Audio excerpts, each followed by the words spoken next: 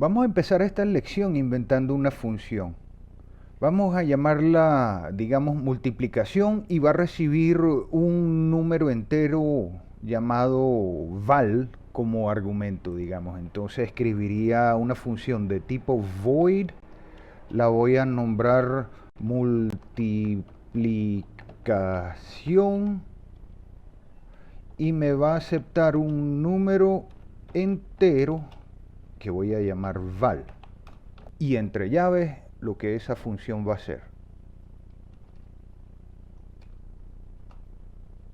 Y dentro de esta función vamos a multiplicar val por 2, por lo que vamos a escribir val igual val por 2, punto y coma. Ahora voy a guardar el programa en el escritorio antes de seguir explicándoles. Y vamos a llamarlo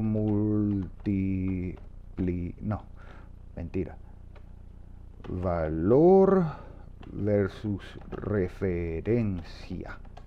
Desde los primeros capítulos del curso ya ustedes saben que esta función recibe un número y lo multiplica por 2 y luego lo almacena de vuelta en la memoria. Es decir, cuando decimos val igual val por 2, estamos diciendo consulta el valor inicial de val y almacénalo en memoria. Luego lee ese valor que está en memoria, multiplícalo por 2 y almacena el resultado. Ahora nótese que dije almacena el resultado. También saben que val es una variable local porque es utilizada dentro de la función void multiplicación, de manera que ninguna otra función va a ver ni a la variable val ni el valor de val. Ahora vamos a usar esta función en un programa, en un programita que voy a escribirle aquí encima, cuya primera línea va a declarar una variable de tipo int llamada x igual a 50. Esta variable la voy a usar dentro de un momento y ya van a ver cómo. Voy a olvidarme de la función setup por los momentos porque vamos a hacer un programa que va a escribir cosas aquí abajo en la consola. Entonces no voy a necesitar la pantallita de programa que tradicionalmente tenemos.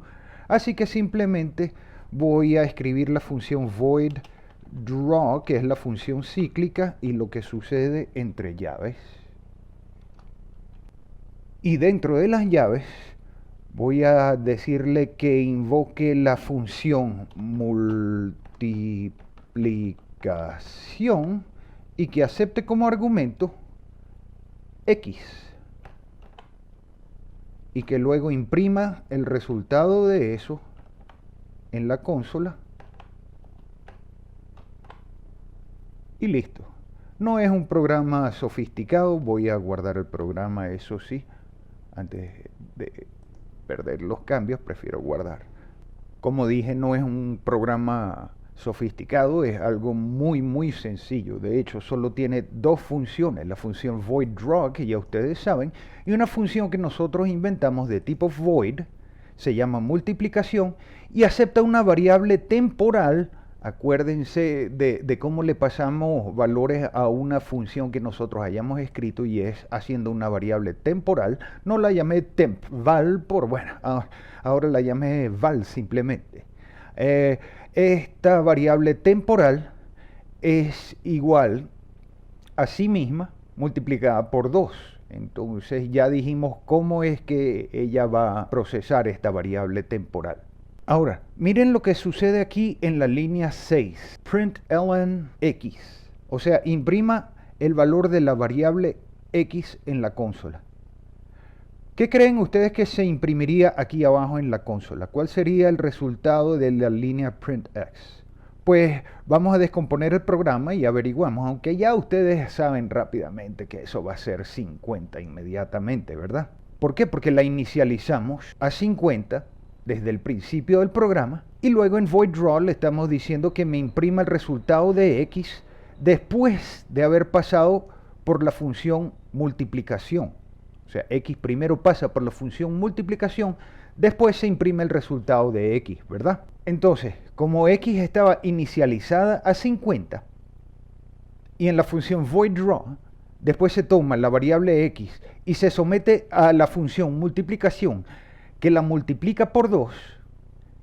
El resultado al imprimir x debería ser 100, ¿verdad? Pues vamos a ejecutar el programa y vemos qué pasa. Se imprime 50. Se abre también la ventana por defecto de processing, pero bueno, eso es normal. Pero se imprimió 50, no el valor de 100 que esperábamos. ¿Por qué? Pues imprimió 50 porque ese era el valor de x para empezar, aquí arriba. Así de simple. Esto se conoce como pasar una copia del valor. Cuando pasamos un valor primitivo, como un int, un flotante, etcétera, hasta un booleano, dentro de una función, nosotros lo que hacemos es pasar una copia de ese valor. Esto significa que dentro de la memoria de la computadora, la variable x hace referencia a un lugar en la memoria donde el valor de 50 se almacena. Luego, la variable val, aquí abajo, referencia otro sitio en la memoria de la computadora, donde el valor primero es copiado, multiplicado por 2, y el resultado de 100 se almacena, pero x sigue siendo 50. Ahora, voy a detener la ejecución del programa un momento y guardo.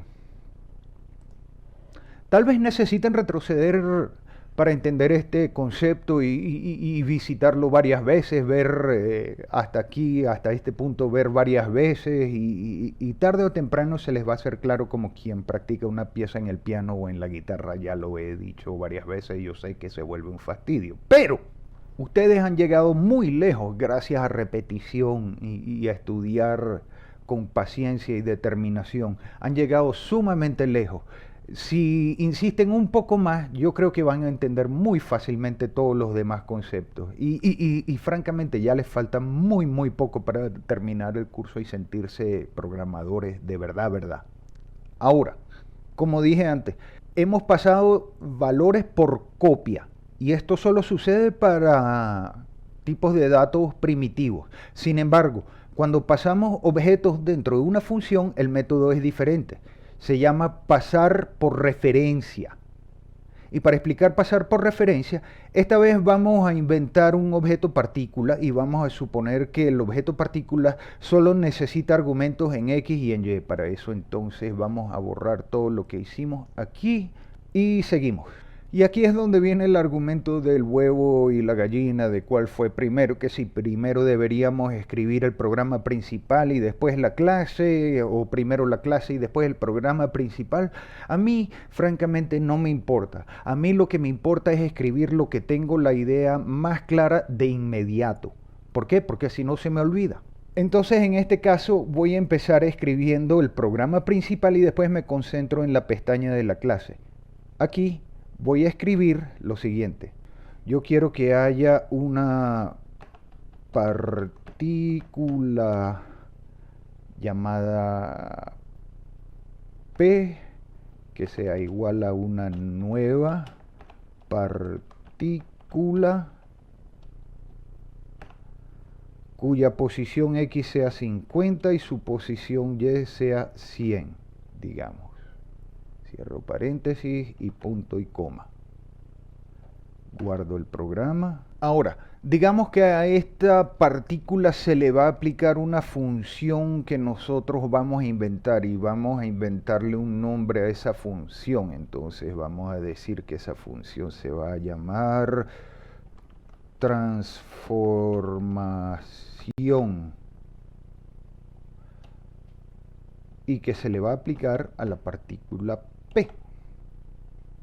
Ahora vamos a definir la función transformación. ¿Ok? Es una función de tipo void, se llama transformación y acepta objetos de la clase partícula. Y vamos a darle un nombre a la variable temporal. Cualquier P, por decir cualquier partícula. Ahora, ¿qué hace esta función? Eso va dentro de las llaves. Vamos a decir que cualquier partícula punto X, es decir, la posición X de cualquier partícula que se haga, sea cambiada a 300. Entonces, vamos a analizar el código de esto. Ignoremos los códigos de error que se están generando por ahora. Eso es porque todavía no hemos creado el huevo o la gallina. Depende de cómo ustedes vean el problema. En fin, vamos a analizar lo que está sucediendo aquí.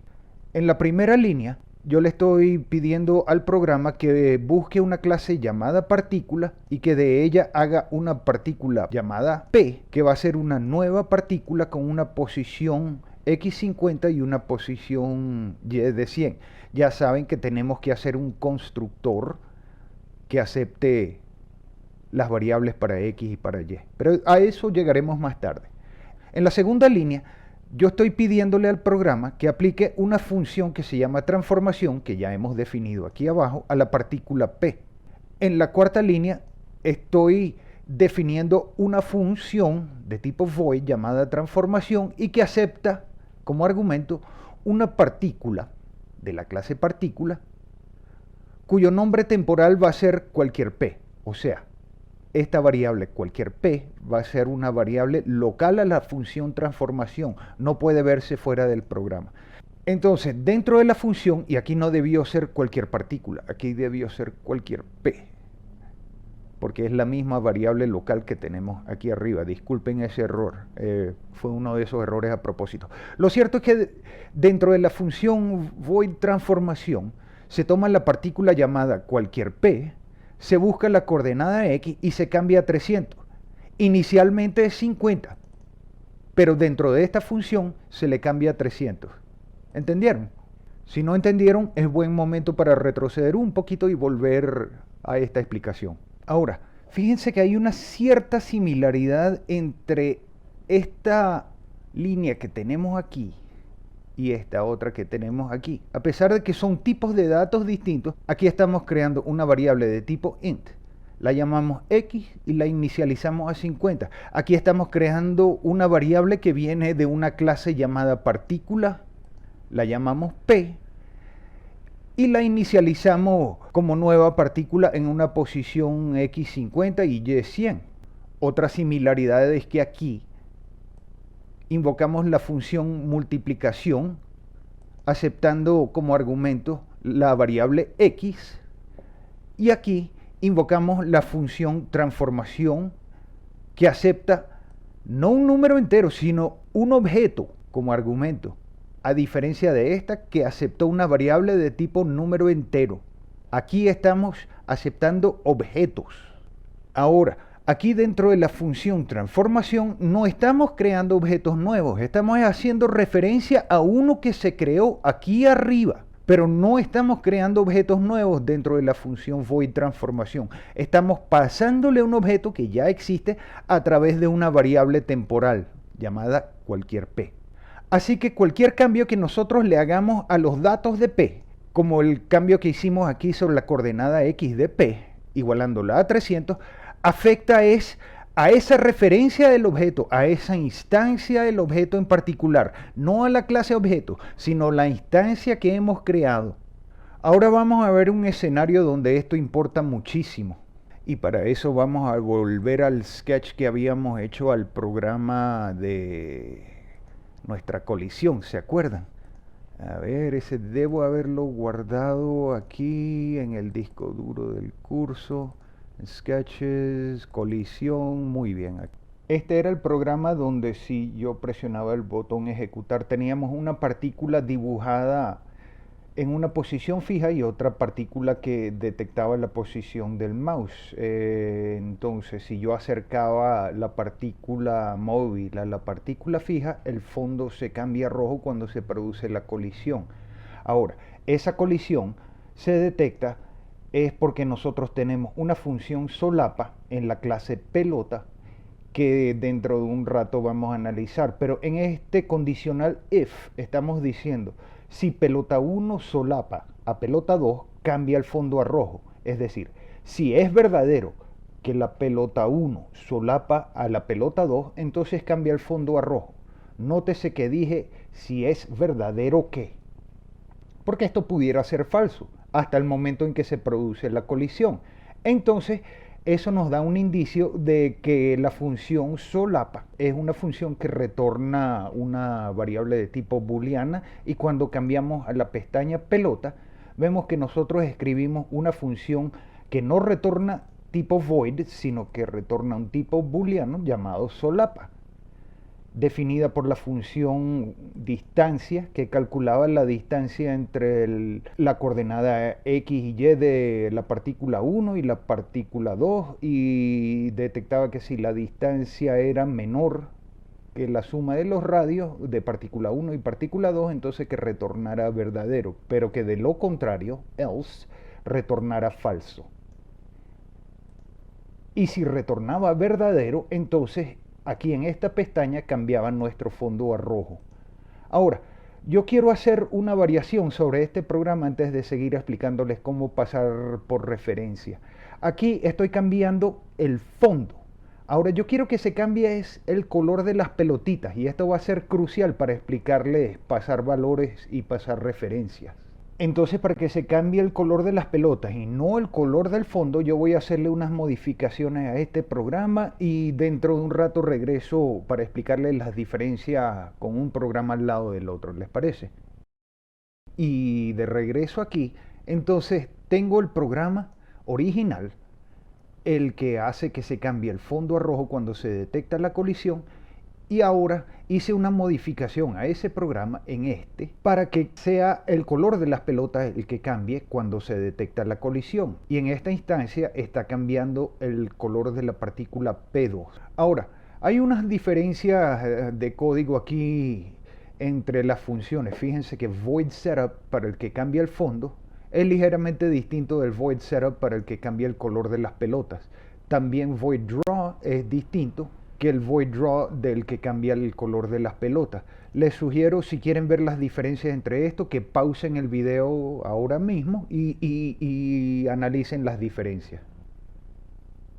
En el programa que cambia el color de fondo, la clase pelota tiene una función que retorna un tipo booleano llamado solapa, pero en la otra función es de tipo void. Ya no necesitamos que sea un booleano. ¿Por qué? Porque todos los cambios de condiciones los estamos estableciendo aquí. Otra diferencia muy importante está en la función void dibujar pelota.